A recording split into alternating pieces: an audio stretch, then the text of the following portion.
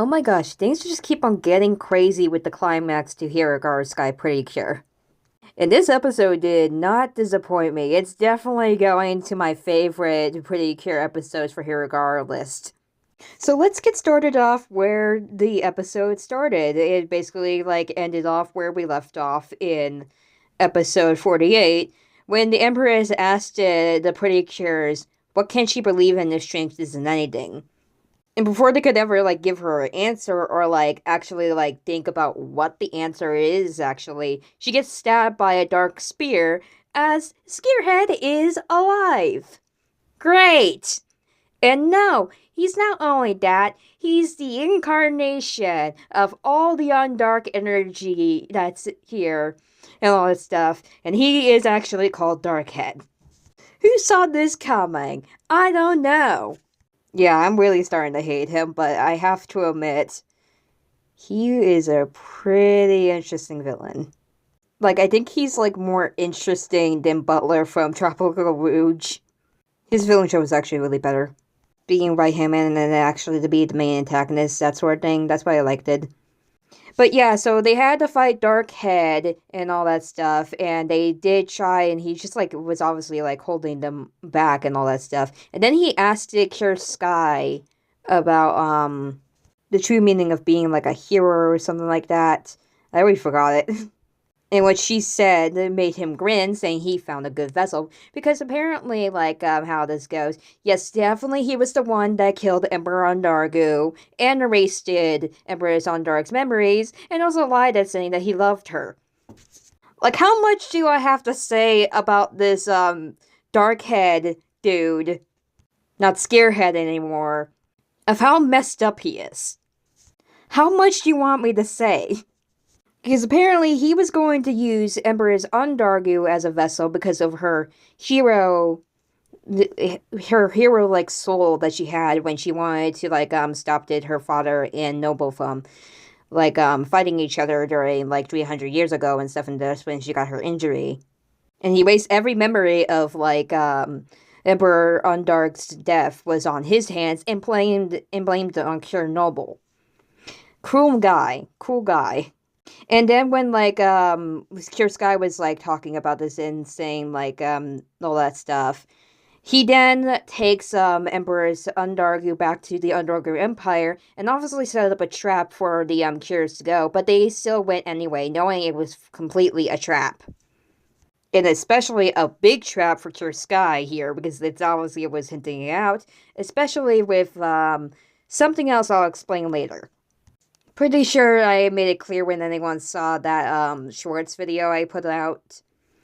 It made that Doctor Who meme. Because that was literally what I was feeling when I found out about it. But so yeah, they definitely did the whole split up thing, we'll catch up to you later type of trope with the Cures doing that. So Wing and Butterfly went first to stop some Ramborgs.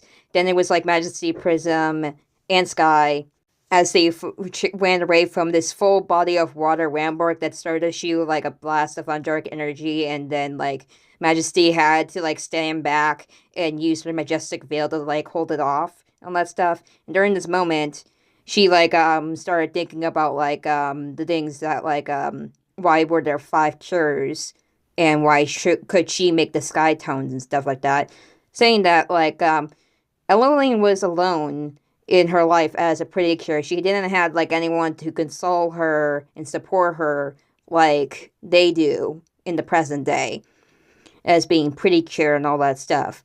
So when she created every weapon that the cures have and stuff like that, it was kind of Ellie Land's way of having that support for the next generation of pretty cures. Something that she was not able to have during her lifetime. Which, that speech was really good and all that stuff, too. And then when, Prism and Sky went together to go down and, face Darkhead and save Empress Zondark, who were waiting for them, it was, during this scene, I kind of, it made me remember that, when I saw that clip of, the, Splash Star movie of where, Saki and Mai are together and they're crying and talking about something, because I can't understand Japanese, okay? So, and they just, slowly transform into Bright and Windy. I hadn't watched that movie, but I have seen that clip a ton of times. And them just like elevating down to the lowest level of the Dark Empire during that scene, and just like holding each other's hands. Maybe I remember about that scene. Pretty sure anyone would like know what scene I'm talking about if they have seen the full Splash Star movie. And so when they got to face Darkhead and all that stuff, they were like outmatched because since they're from light and stuff like that, they were being suffocated by the darkness of the Undark Sea, which was down there. They were at the lowest level where they are affected by it, and they were getting sick of it, and it knocked it Prism out, and then Darkhead used the Prism as a hostage to drop her into the Sea of Darkness, and convinced Sky to use Undergu Energy in order to save her and all that stuff. And shockingly, she did. And that is where this scene came in. What? What? What? She became Dark Sky.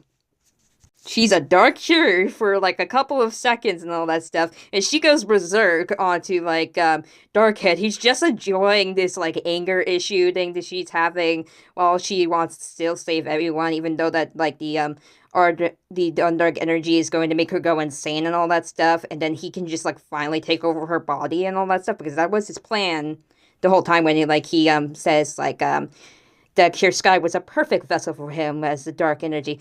Well, no, you're wrong. You're totally wrong. Because he made one mistake. Even though that he had full control over her body for a couple of seconds, he should not have attacked the one person she desperately cares about the most. And that was Prism. When he tried to attack Prism, Sky was able to get back control of herself, and Prism was able to use Shine to completely remove the darkness from her, and also Darkhead at the same time. Yeah, don't mess with their friendship. He made a big mistake there.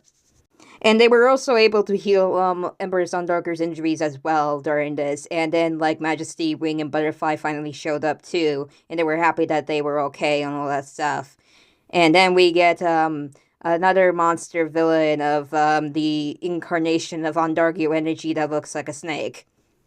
I think it's called Daijiri. I don't know. I'm really bad at pronouncing it. But yeah, so now they have to fight that, and so that's where it ended off. And we're gonna see more of a really big epic battle in episode 50, which is gonna be crazy and exciting.